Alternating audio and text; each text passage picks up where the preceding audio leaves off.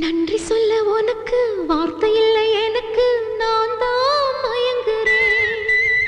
காலமுள்ள வரைக்கும் காலடியில் கிடக்க நான் தான் விரும்புறேன்.